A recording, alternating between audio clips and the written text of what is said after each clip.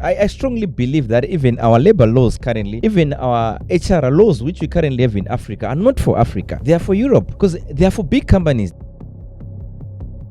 The role of the HR is to make a company profitable, not to be a trade union. Let me be clear and let me highlight it once again, so that when you guys are now insulting, you can insult me very well, because I've made it clear. And if you even call me for a debate, I'm willing to debate with 4 HRs on this topic. These laws are not for SMEs. If you are going to have, I strongly believe that our tax system, our HR system, it's not for SMEs. SMEs, they cannot be taxed as the same as big companies. HR is very important. You guys are the most important people in the organization, because you make the organization tick. Without proper human resources, there's no organization to talk about worldwide. Whether it's a political party, it's a church, any organization thrives on getting good human resources.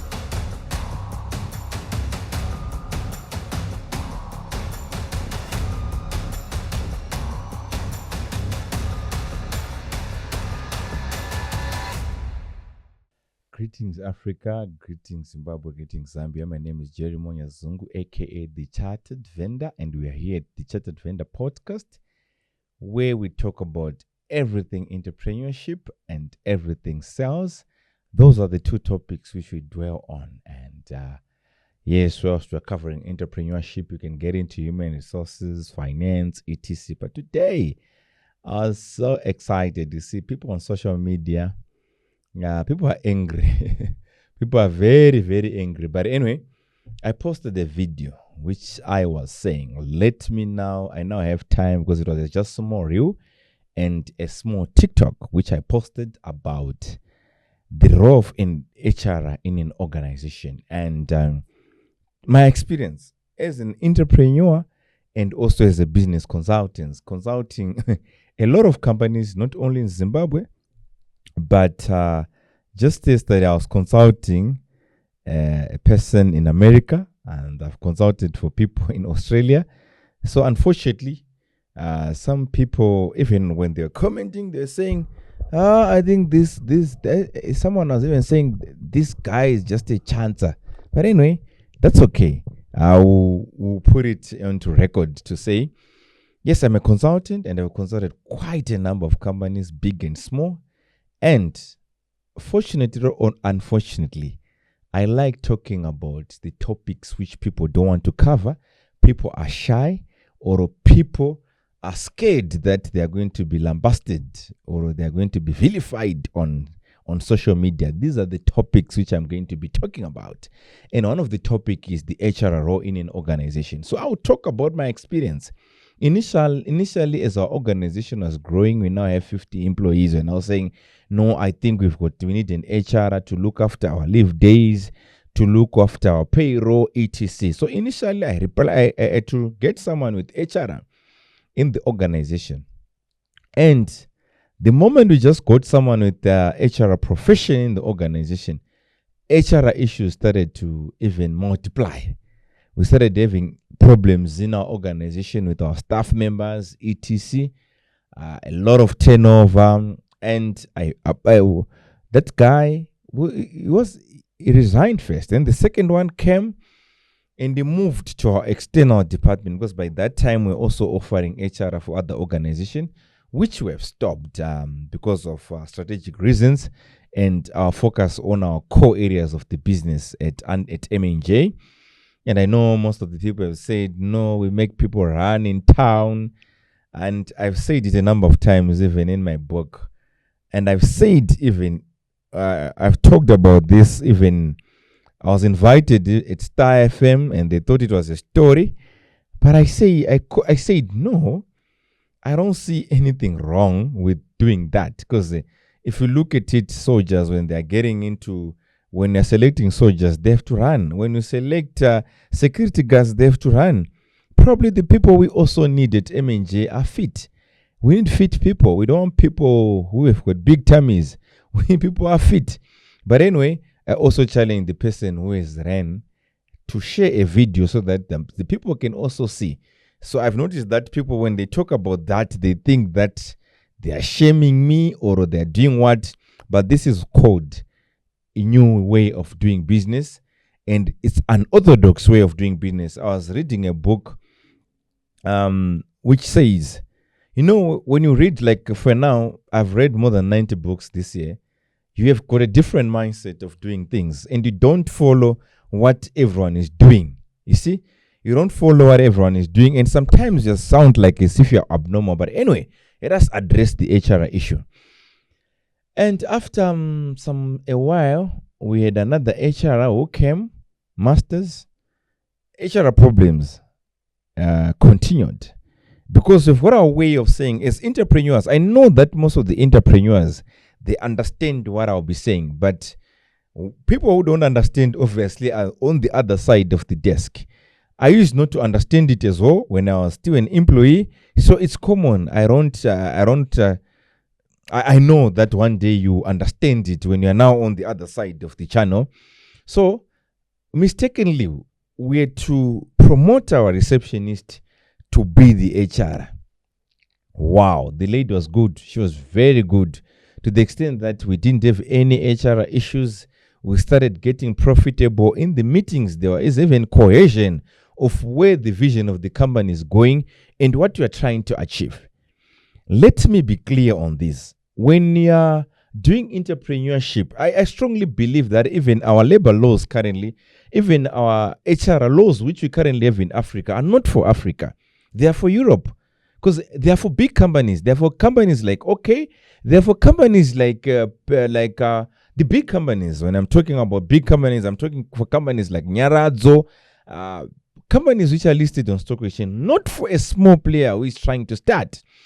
Why am I saying so? I think this was the biggest reason why most of the companies collapsed during COVID, because you were forced to maintain the contracts, but people were not working. And most of these companies which are in Zim, not working for 30 days, that company will close, because it's hand to mouth. They are not like big companies which have got big savings somewhere.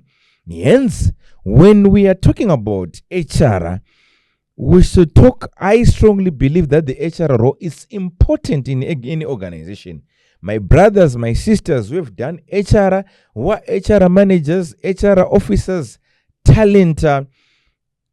Some people are now being called, I think that there's now a new title in several organizations to say they are talent advisors, etc. But the role of the HR is to make a company profitable.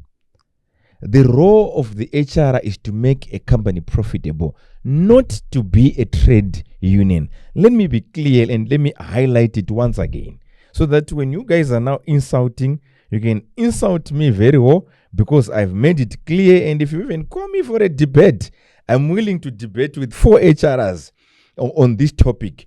HR is an important, very, very important role in any organization. I can have a product to sell. I can have a service to sell. I can have a good sales strategy. I can have a good marketing strategy. I can have finances and money. But let me tell you, without proper, talented, appreciated human resources, whatever I'm planning will die. Those big companies have done it because they've got good human resources. You talk about Nyaradzo. Why they are where they are is because they've got good human resources. But when I'm saying now the role of HR is to come in, help the entrepreneur build a business which is profitable. Because you look at it right now, most of these small companies in Zimbabwe, they are surviving from hand to mouth.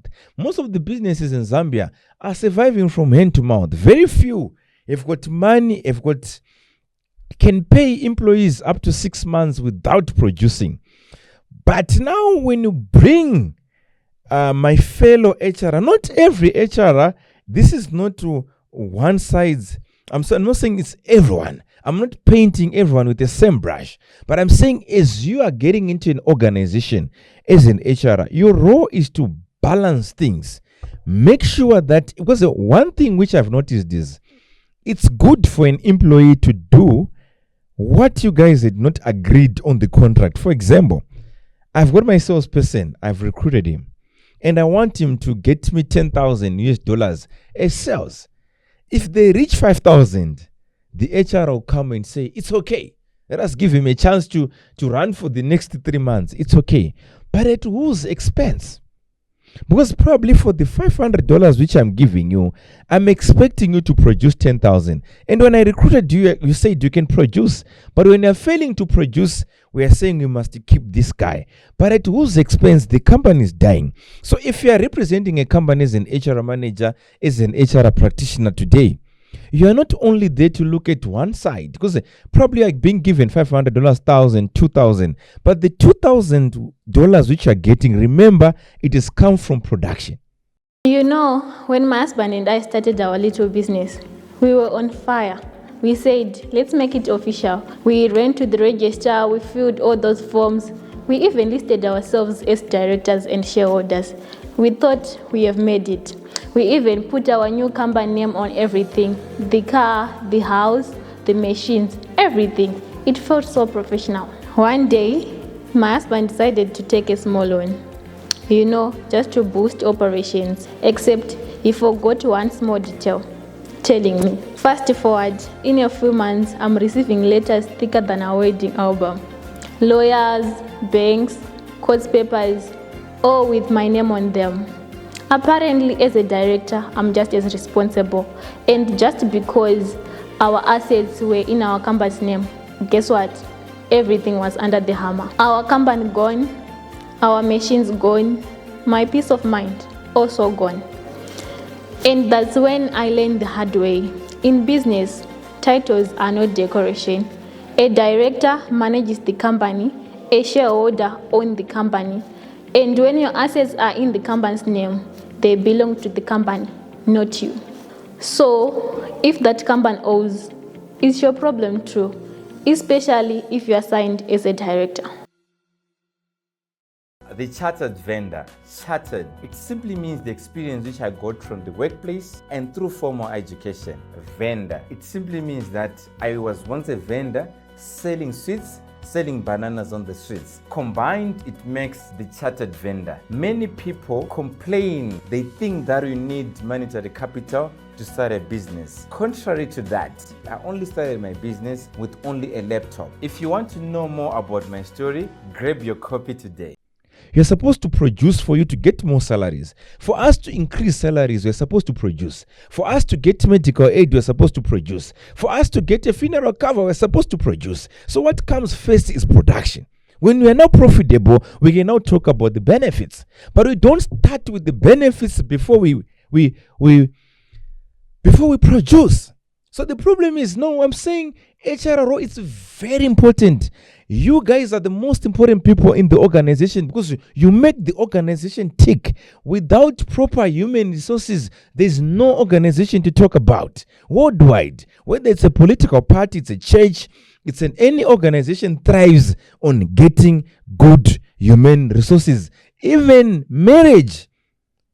When you're recruiting a wife, if it's going to be a wrong wife, you've got a wrong HR who is make you recruit a wrong person, you're dead for the rest of your life. You're condemned. So I'm saying is the role of HR cannot be discounted. But we're saying as modern HR, we need to come in and as practitioners who are making companies profitable. But I'm saying companies must make profit, yes, not at the expense of employees. But what we want, especially currently, if you look at this small organization, SMEs, we need to come together, employers, employees, and say, but guys, currently, like for example, I'll talk about what happened in one of my companies as well, saying, no, guys, we don't have any money right now. But you look at it, if we're going to sacrifice, probably working even during Saturdays and Sundays, we're going to make it. And eventually, we started making it and everyone started to enjoy the cake. So as companies are coming up as startups, as very small companies, sacrifices has to be done. And sometimes we have to ask each other in a nice way to say, my brother, why can't we work extra hours? Today I don't have money to give you, but tomorrow I'll have money to satisfy your needs. This is what I'm talking about. I want us to work together. HR is not there to to work against management. HR is not there to just protect employees, but HR is there to protect both the interest of the employer and the interest of the employees, such that there's cohesion, there's teamwork, and we have a profitable business. This is what I'm talking about. Then on that video also, I addressed the issue of giving leave days to I said, because I think law has changed. And as the law has changed, we are now saying women, if they come tying their stomach, they are pregnant. And the next 2 days after signing a contract, then they say they want to go for maternity leave. As a company, are supposed to pay 3 months. At one point, I was consulting a company which had 3 women who were on leave, maternity leave. And it's a small company. These people had to be paid in full, but the company was bleeding. Yes, it's a law which was passed, and we respect laws. But I'm saying currently, let me tell you guys, this is the real things which are happening on ground. It has made it's now a disadvantage to most of the women when they want to be employed. Now young ladies, we just, you see, company owners, I talk to companies owners on daily basis, 5 or more in a day. They've now said, Jerry, we now have a strategy. We just ask you questions. You're a young lady. Do you have a child? Yes, I've got a child. Do you plan to make more children? Yes, I even plan to make 4 of them before I turn 30. Automatically, that person is disqualified. So it's working on whose favor. Now, if you look at it, there's a silent war happening. Getting to most of the companies, they're employing more men than women.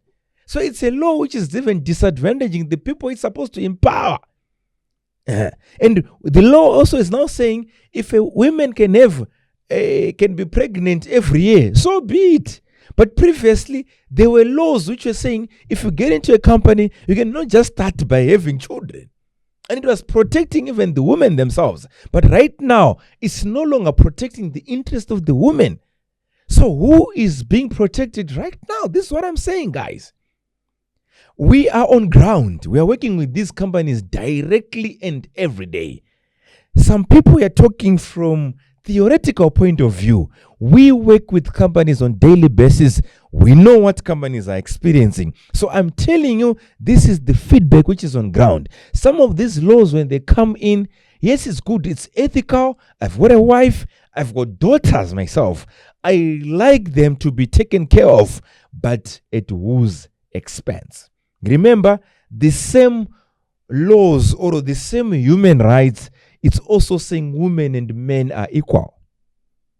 So the question is, are we really equal? Or we are equal when it benefits women? So the question is, I like women, I love women, I've got a mother, I've got a wife, I've got daughters, I like women. But the question is, some of the laws which you are putting can also come back to bite us in a way. Because you can pass a law, but sometimes people, they've got ways. There's a lawyer once said to me, there's always a way to bypass certain laws. So this law is being bypassed. Because if you notice, most of the people who have men, because they know that when I've got more men in a department, I'm not going to suffer in terms of what? Getting all these maternity leaves. But I'm saying we need to follow the law. We need to respect our women. But these laws are not for SMEs. If we are going to have, I strongly believe that our tax system, our HR system, it's not for SMEs. SMEs, they cannot be taxed as the same as big companies. Same applies when you are building a small company. We are saying some of the laws. If you notice it right now, in America, I've noticed it. You can correct me if I'm wrong, but in America, if you're fired, you're fired. If a boss just said, you're fired, you're gone. But here you cannot do that. You're supposed to suspend someone in 14 days, have a fair hearing, which this person is supposed to bring a lawyer. It is so the laws, when they were passed even by the colonizers, were these laws for us, for Africa to develop, or these laws were made for Africa to remain poor? I love you, HR people. I love you so much. keep on studying HR so that you come and correct us. But what you want is HR which is profitable for business, not HR which sucks the business down. Until it's next time, I'm ready for a debate. If an HR wants to come to my studio, I'm ready for that. I'm ready for an independent studio also to have a debate on that. To say, is a desk interview still even practical? No, I cannot have a desk interview. Someone has been saying, no, they are now asking people to clean cars, etc. Wow, that's a modern way of recruiting, and it's worked miracles for my clients. It has worked miracles for my company. But if you see something wrong in it, I cannot condemn you. That's how you see things. You still believe in desk interviews. That's why I'm also penning a book called Miseducated Africa, because some of the education which you're doing, it's not what these guys are writing in their books. It's not what Jeffrey J. Fox is writing in his books. It's not what Grant Cardone is writing in his books. It's not what the successful business people are writing in their books. They write, why? Have you ever asked yourself, why is that Rich Dad Poor Dad is not being studied in school? Have you ever asked yourself, why is that Think and Grow Rich is not being studied in school, but it's the best book in the century? Why do they want us to still read the old books?